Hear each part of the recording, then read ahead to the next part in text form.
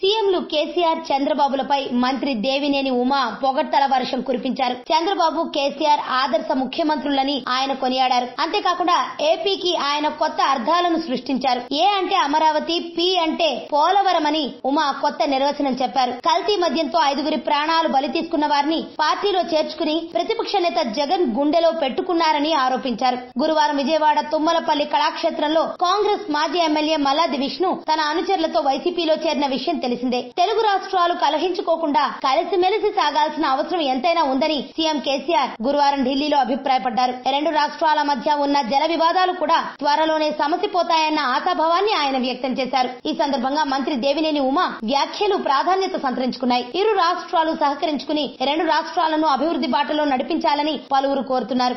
అంతుచిక్కని రహస్యాలు, మరెన్నో మనకి తెలియని పురాతన కట్టడాలు, వాటి వెనక దాగిన నిజాలు, పూర్వీకుల ఆచారాలు, మరెన్నో మూఢ విశ్వాసాలు, ఇలా కాలగర్భంలో కలిసిపోతున్న రహస్యాల కొరకు సబ్స్క్రైబ్ చేయండి రహస్యవాణి ఛానల్.